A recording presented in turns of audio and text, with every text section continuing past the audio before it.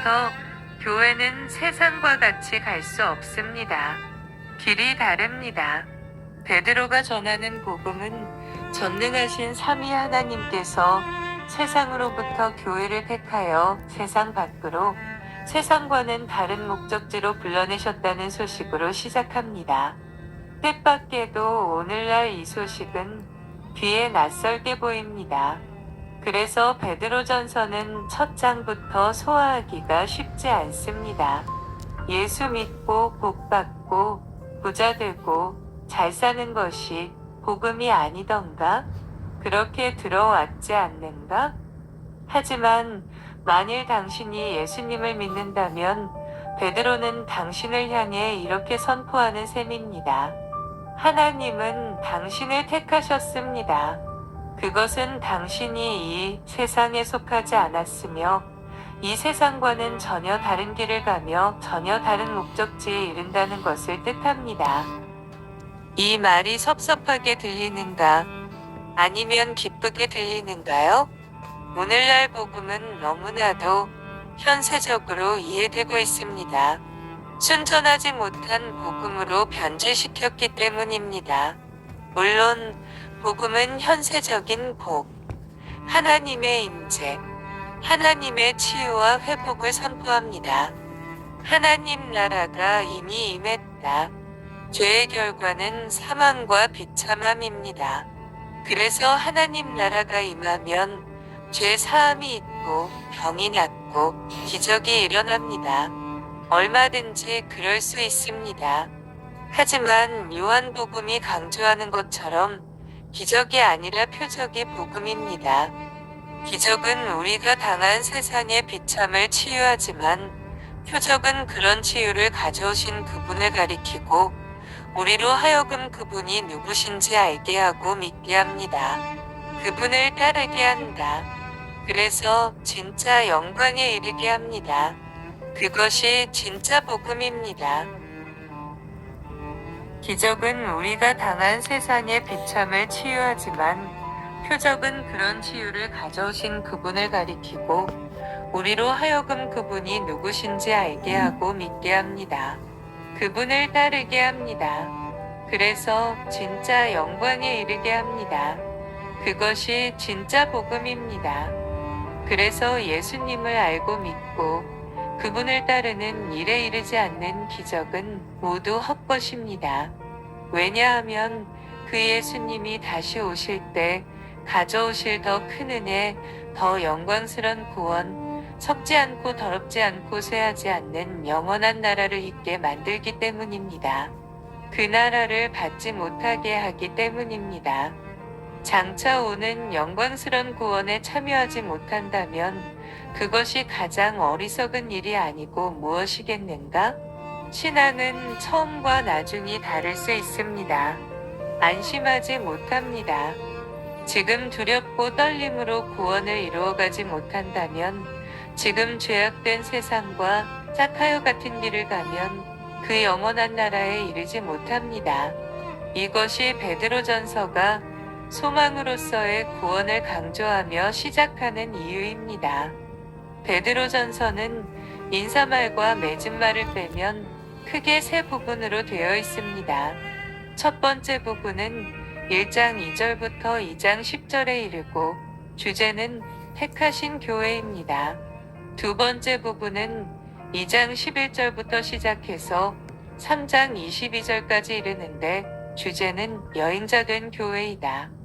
그리고 나머지 세 번째 부분은 4장 1절부터 시작해서 5장 11절에 이르며 흩어진 교회라는 주제를 다룹니다. 그리고 교회에 관한 이 세 가지 핵심적인 주제들은 인사말인 1장 1절에 모두 들어 있습니다. 그렇다면 베드로전서가 이 첫 번째 부분에서 전하고자 하는 메시지의 의도는 무엇일까요? 2장 11절은 이렇게 시작합니다. 사랑하는 여러분, 체류하는 외국인과 여행자 같은 여러분에게 권합니다. 체류하는 외국인과 여행자, 그것이 교회입니다. 이는 세상에서 교회가 스스로 자신을 어떻게 생각해야 하는지에 대해 베드로전서가 주는 답입니다. 오늘날 교회는 이 세상에 대하여 스스로를 체류하는 외국인과 여행자로 여길 수 있을까요? 신앙이 현세적이라는 것은 바로 이런 치명적인 약점에서 드러납니다. 그래서 베드로전서는 첫 번째 부분을 먼저 서술합니다. 하나님의 부르심이 얼마나 영광스러운 것인지, 장차 오는 구원이 얼마나 큰 것인지, 약속된 하나님의 나라가 얼마나 영원하고 아름답고 풍성한 것인지를 보여주어 설득하고 싶은 것입니다. 교회란 무엇인가요? 크리스천으로서 지금 술자리에 가야 한다고 생각해 보세요. 직장 동료들의 회식, 혹은 학교 선후배 간의 만남입니다. 그들은 당신이 그리스도인임을 대충 알고 있습니다. 아니면 명절이 되어 친척들이 모여 제사를 드립니다. 당신도 빠질 수 없습니다. 심지어는 직장에서 상사가 당신에게 불법적인 일을 하라고 명령하는 상황을 떠올려 보세요. 당신의 신앙 양심은 점점 혼미해집니다. 지금 베드로전서의 수신자들인 흩어진 교회들은 당신의 이런 갈등을 너무도 잘 알고 있습니다. 1절에서 언급하는 본도, 갈라디아, 갑바도기아, 아시아와 비두니아는 모두 1세기 지중해 동쪽, 그리고 흑해 남쪽에 위치한 오사시아 지역들로서 로마 정부의 영향력 아래 헬라화가 잘 진행되었고, 동시에 이른 시기부터 복음이 전해졌던 지역들이기 때문입니다. 특히 아시아는 요한계시록에 언급되는 7교회들이 있었던 만큼 인구가 많았고 세속 문화가 화려했습니다. 지금 베드로전서의 수신자들은 이런 세속 사회의 주변에 머무르고 있습니다. 그 본토 로마의 신들을 섬기며 전혀 다른 방식으로 살아가는 사람들과 점점 더 서로 부딪히고 있습니다. 이제 베드로는 이런 갈등에 직면하는 세상 속의 그리스도인들에게 편지합니다. 무엇라고 먼저 말해야 할까요? 흥미롭게도 베드로는 그 갈등들에 대한 구체적인 답변들을 주기 전에 먼저 삼위 하나님의 이야기를 꺼내듭니다. 교회, 인간이 아니라 삼위 하나님의 작품. 2절을 읽으면 가슴이 벅차고 감격스럽습니다. 여러분은 세속 한복판에 버려진 것처럼 느낍니다. 여러분의 신앙을 조롱하고 위협하는 세상, 너무나 유혹적인 세상에 둘러싸여 있습니다. 압박이 너무 크다. 어찌할 것인가요? 세상을 버릴 수도 없고 신앙 양심을 따르기도 힘듭니다. 구체적인 답변들을 하기 전에 베드로는 힘주어 말합니다. 당신은 결코 혼자가 아니라고. 당신을 둘러싸고 있는 것은 세상이 아니라고. 도리어 세상보다 크신 분. 삼위 하나님이시라고. 2절을 다시 찬찬히 읽어보세요. 베드로 예수 그리스도의 사도는 본도, 갈라디아, 갑바도기아, 아시아와 비두니아에 흩어진 곧 하나님 아버지의 미리 아심을 따라 성령에 거룩하게 하심으로써 예수 그리스도의 순종과 피 뿌림을 위하여 택하여 부르심 받아 여행자 된 여러분에게 은혜와 평강이 넘치기를 기원합니다. 벅찹니다. 특별히 1절과 2절의 대조를 생각할 때 그렇습니다. 강력한 대조입니다. 1절에서 독자들은 자신의 나라, 자기의 고향을 따로 두고 타지에 있는 도시나 마을을 지나가는 여행자를 떠올리게 됩니다. 혹은 그곳에 여러 가지 목적을 가지고 잠시 체류하는 외국인 입장을 생각해 보아도 좋습니다. 혹시 우리 주변에선 자주 볼 수 있는 동남아시아의 외국인 노동자분들의 모습을 그려보세요. 하지만 2절에서는 극적인 대반전이 펼쳐진다. 베드로는 2절을 기록하며 그들을 놀라게 하고 싶었을지도 모르겠습니다. 1절이 초라한 외모라면 2절은 숨겨진 왕족, 그 이상의 충격적인 신분입니다. 2절을 읽어보세요. 지금 1절에서 말한 것처럼 흩어져 있고 흩어져 있는 그곳에서도 주인 노릇 못하는 이들이 과연 어떠한 존재들인가요? 그들을 위해 성부 하나님, 성령 하나님, 성자 하나님, 곧 삼위 하나님께서 모두 등장하십니다. 어미합니다. 장엄합니다. 상상 박이지 않은가요? 저들은 과연 누구인가요? 어떤 존재인가요? 한 가지 분명한 것은 1절, 2절이 의도하는 바는 성도가 자기 자신을 보는 시각에 대한 강력한 도전이라는 사실입니다. 성도인 내가 나를, 주변 세계 속에 놓인 나, 사회 속에 놓인 우리를 바라보는 관점에 대한 강력한 도전입니다. 그러므로 만일 1절이 세상이 우리들 교회를 바라보는 관점이라면 2절은 하나님께서 교회를 바라보시는 관점, 믿음의 관점, 교회가 반드시 그렇게 스스로를 바라보아야 하는 관점입니다. 2절을 잘 들여다보세요. 교회를 교회되게 하시는 분은 삼위 하나님이십니다. 참으로 놀라운 사실입니다. 우리는 얼마나 자주 교회를 인간적인 관점으로 보게 되는가요? 목사도 성도들도 모두 교회를 계획하시고 거룩하게 하시고 온전하게 하시는 성삼위 하나님 앞에 두려움과 경외감으로서는 경건을 잊지 말아야 합니다. 그 감격에 휩싸여야 합니다. 그것이 예배입니다. 말씀을 들을 때나 봉사할 때, 교제할 때나 묵냥할 때, 사역자들을 대할 때, 단 한순간이라도 교회가 인간들의 것이며 인간들의 작품이고 인간들을 위한 것이라는 생각을 버려야 합니다. 성부의 미리 아심, 세상과는 다른 길. 2절을 세세히 뜯어보면 성부 하나님, 성령 하나님, 성자 하나님께서 교회를 위하여 함께 역사하시지만 각기 맡아 행하시는 사역이 다름을 알게 됩니다. 먼저 성부 하나님께서는 교회를 계획하십니다. 원문에는 성부 하나님의 미리 아심을 따라라고 되어 있습니다. 이런 의미에서 전치사 카타는 하나님의 계획을 강조합니다. 교회는 성부 하나님께서 원하시고 계획하시고 디자인한 것입니다. 교회 자체가 하나님의 뜻이고 그 뜻의 실현입니다. 예수님을 믿는 여러분은 누구인가요? 여러분 자신이 하나님의 뜻입니다. 여러분이 이 세상에 존재하는 것은 결코 우연이 아닙니다. 세상이 보는 대로 당신 자신을 보아서는 안 됩니다.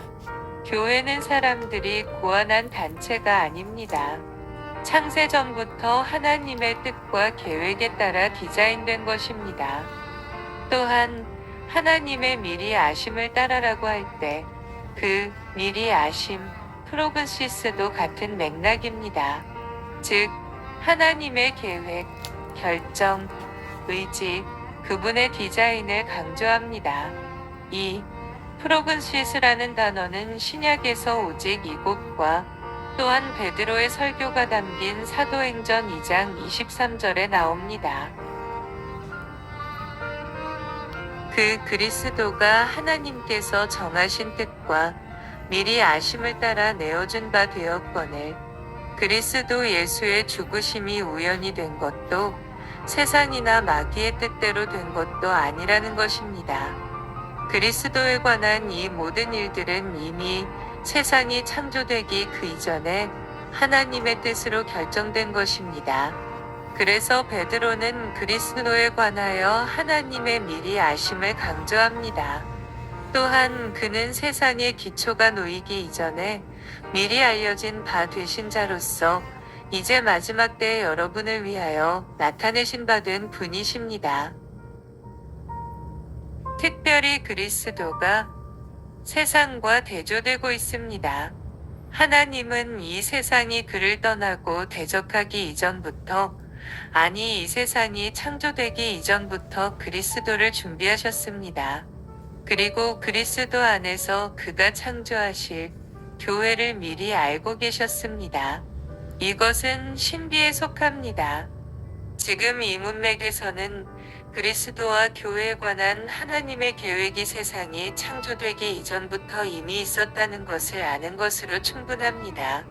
그리고 이 세상의 마지막 때에 하나님께서는 그 그리스도를 나타내셨고 그의 뜻에 따라 그리스도 안에서 교회를 부르셨습니다. 그렇다면 교회는 이미 세상 이전에 존재한 것이 아닌가요?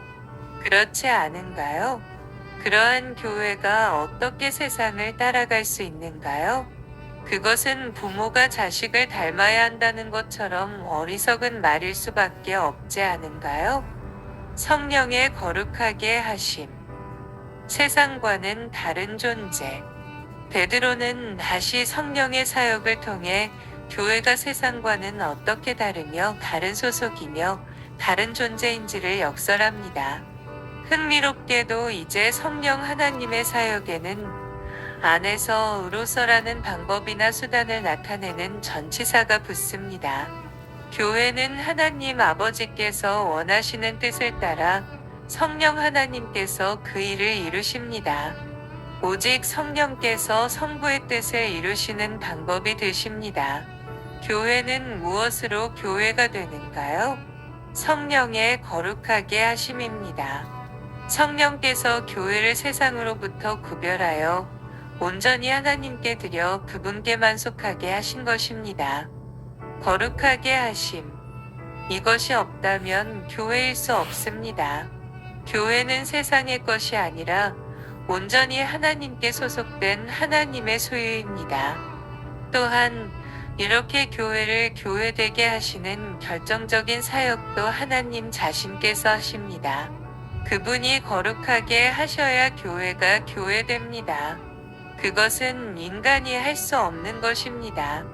덧붙여 성령의 사역은 거룩하게 하심. 임을 잊어서는 안 됩니다.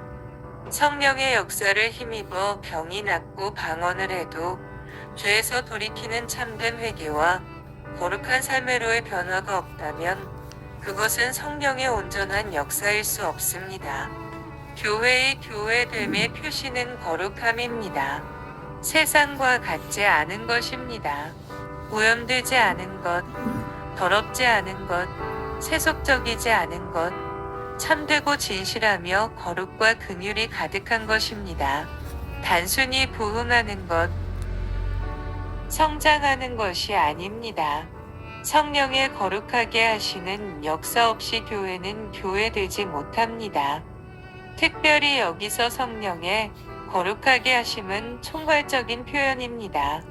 즉, 성령께서는 교회를 그리스도 안에서 거룩하게 구별하셨고, 지금도 성결하게 하고 계시고, 또한 주께서 다시 오실 때 그와 같은 모습으로 최종적으로 그리고 온전히 거룩하게 하실 것입니다.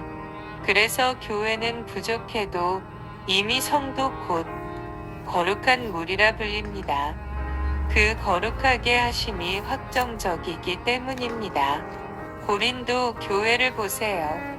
바울도 그 문제 많은 성도들을 향하여 문안하면서 그들을 교회 곧 그리스도 예수 안에서 거룩하여진 성도라 부르심을 입은 자들과라고 하지 않는가요? 베드로전서도 이런 성령의 확정적이고 지속적이고 또한 최종적인 사역을 잘 표현합니다. 즉, 성령께서는 하늘로부터 보내심을 받아 그를 힘입어 예수 그리스도의 복음을 전하게 하셨고 계속해서 성도들을 살아있는 성전으로 지어가고 계시며 장차 그들을 영광스럽게 만드실 영광의 영으로서 현재 이 세상 속에서 고난받는 그들 위에 머물러 계십니다. 이렇게 성령께서는 교회를 세상과는 다른 존재로 만드십니다. 그들을 이 땅이 아니라 하늘에 속한 영원한 생명으로 거듭나게 하시고 그들을 썩어가고 더럽고 쇠해가는 세상과는 본질적으로 다른 거룩한 성전으로 지어가시며 이 세상에서 고난받는 그들 위해 종말에 그들을 온전케 하실 영광의 영으로 머물며 함께 하십니다. 교회를 거룩하게 하시는 성령의 역사는 이런 식으로 교회를 세상과 분리하시며 섞지 않고 더럽지 않고 허무함에 굴복하지 않는 나라를 위한 백성으로 만들어 가시는 것입니다. 교회는 세상과 섞일 수 없는 전혀 다른 존재로 성령으로 거룩하게 하심을 입었고 지금도 입고 있으며 앞으로도 입을 존재입니다. 결코 세상과 섞일 수 없습니다.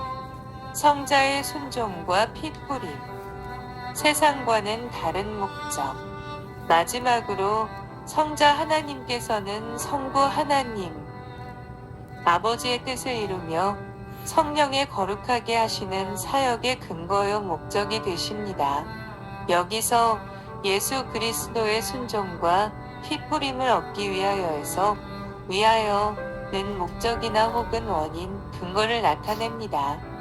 만일 전치사 레이스가 원인이나 근거로 사용된 것이라면 예수 그리스도의 순종과 핏뿌림이 성령께서 교회를 거룩하게 하시는 근거요, 이유라는 뜻이 됩니다.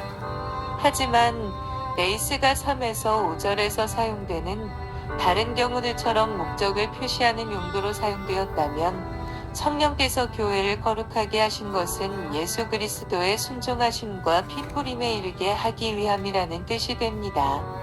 확실히 이 문구는 다소 난해합니다.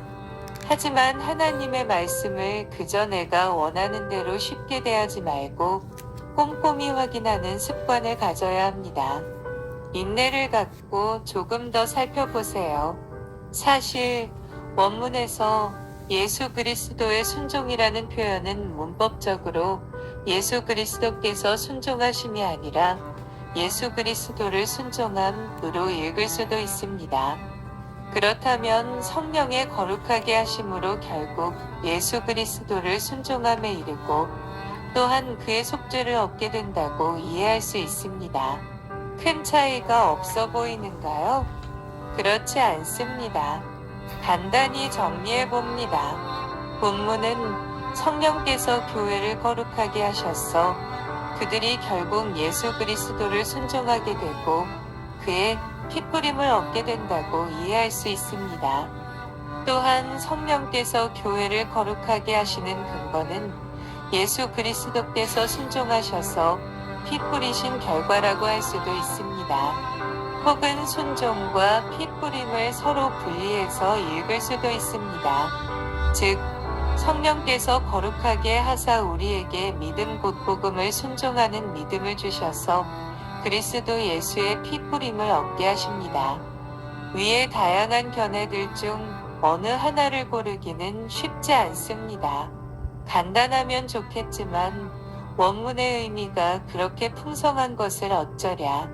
우선 통상적으로는 세 번째 견해, 곧 성령께서 거룩해 하심으로써 믿음 곧 복음을 순종함이 생기고 그래서 핏뿌림의 속죄의 은혜를 얻게 된다는 식이 자연스럽습니다. 하지만 문법적으로는 첫 번째의 경우가 강한 인상을 남깁니다. 무슨 말인가요? 성령께서 교회를 거룩하게 하신 결과 곧 그들을 세상 곧 하나님을 떠나 하나님을 대적하고 반역하는 타락한 세상으로부터 불러내셔서 어디로 데려가시는가요? 예수 그리스도의 순종과 핏뿌림의 자리입니다. 거기서 교회는 그 핏뿌림을 얻기도 하지만 그의 고난에도 참여하지 않는가요? 여기에는 베드로가 의도했을 법한 문법적으로 가능한 또 다른 의미가 숨겨져 있습니다. 즉, 성령께서 교회를 거룩하게 하심으로써 교회는 그리스도의 순종의 결과인 핏뿌림에 이릅니다. 하지만 동시에 그리스도를 순종함에도 이릅니다. 그리고 그 자리는 곧 그의 순종함과 고난에 참여하는 자리이기도 한 것입니다.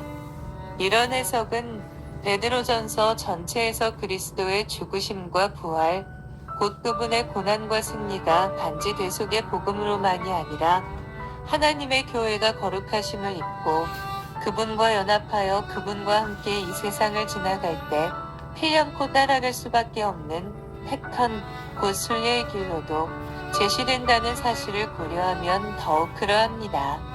분명히 교회는 그리스도의 순종하심과 피 뿌림의 모든 은혜를 마음껏 누립니다.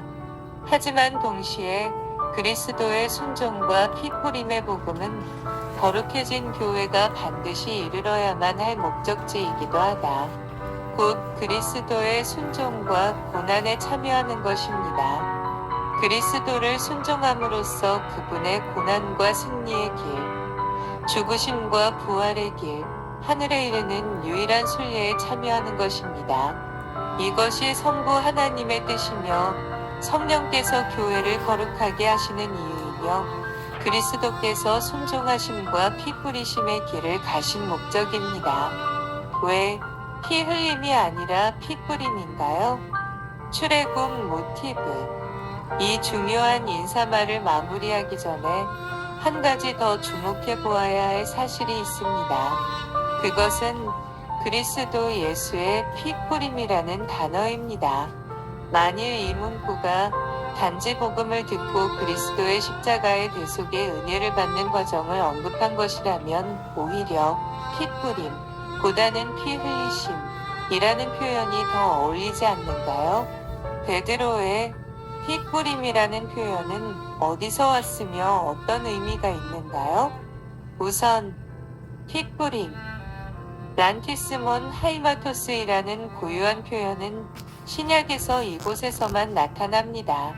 또한 흥미롭게도 구약에서 이런 표현에 가장 가까운 본문은 출애굽기 24장 7절, 8절에 나옵니다. 그들이 이르되 여호와의 모든 말씀을 우리가 준행하리이다. 모세가 그 피를 가지고 백성에게 뿌리며 이르되 이는 여호와께서 이 모든 말씀에 대하여 너희와 세우신 언약의 피니라. 이것은 하나님께서 모세를 통하여 구약의 하나님 백성인 이스라엘과 언약을 체결하시는 장면의 일부입니다. 여기서 백성들의 순종함, 곧 준행과 동물의 대속적 피 뿌림이 함께 연관되는 점도 흥미롭습니다. 하지만 더 흥미로운 것은 이런 순종과 피 뿌림의 배경이 출애굽, 곧 이스라엘이 이집트를 탈출하여 나오는 거대한 엑소더스를 배경으로 하고 있다는 사실입니다. 즉, 베드로가 그저 그리스도의 피 흘려 주심이라고 하지 않고 피 뿌림이라고 한 이유는 교회가 세상으로부터 부르심을 받고 이제 체류하는 외국인과 여행자로 이 세상을 지나가 결국 하늘에 이르는 결정적인 과정을 출애굽에 비유하고 있기 때문입니다. 이런 사실은 뒤에 나오는 1장 13절에 너희 마음에 허리를 동이고라는 대목에서도 잘 드러납니다.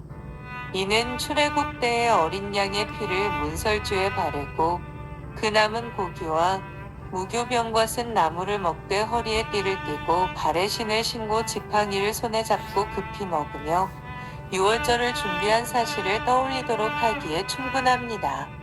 놀라운 사실이지만 이렇게 보면 예수 그리스도의 피 뿌림은 이미 일어난 구원의 사건이기도 하지만 위하여라는 뜻의 목적을 나타내는 전치사 에이스와 함께 보면 최종적인 목적, 장차 일어날 최종적인 구원, 곧 교회가 이 세상을 벗어나 하늘 보좌에 이르는 사건을 염두에 두는 종말론적인 표현으로 볼 수도 있습니다.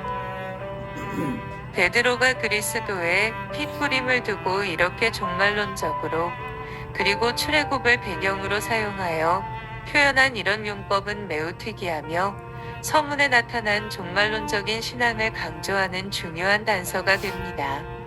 결론적으로 지금 베드로는 단 두 구절에 서신서 전체에서 하고자 하는 메시지를 모두 담은 셈입니다. 응축되어 있고 선명한 지침입니다. 무엇보다 그것은 이 땅의 교회를 향한 하나님의 움직일 수 없는 뜻이요, 성령의 역사의 목적이요, 그리스도의 명확한 복음이며 교회가 그와 연합하여 따라가야만 하는 유일한 순례의 길입니다. 하지만 베드로전서의 첫 두 구절이 선포하는 이 간단한 선언이 오늘날 뼈아프게 다가오는 것은 왜인가요? 교회가 세상과 구분되지 않을 만큼 현세적이 되었고 세속적이 되었고 방향도 방법도 목적도 이렇음을 말해주고 있는 것은 아닌가요? 교회는 어디로 가고 있는가요? 예수 믿고 복 받아서 이 땅에서 무엇이 되었는가요? 베드로는 단언합니다. 교회는 인간이나 시류가 고안해낸 것이 아니라고. 교회는 그 소속과 방법과 목적에 있어서 세상과 완전히 다른 존재입니다. 교회는 성부 하나님께서 계획하셨고 원하셨으므로 아버지 하나님께만 속한 것이고 오직 그분의 영광을 위한 것입니다. 교회를 교회되게 하는 방법도 오직 성령에 거룩하게 하신 뿐입니다. 말씀에 거룩하게 하신 뿐입니다.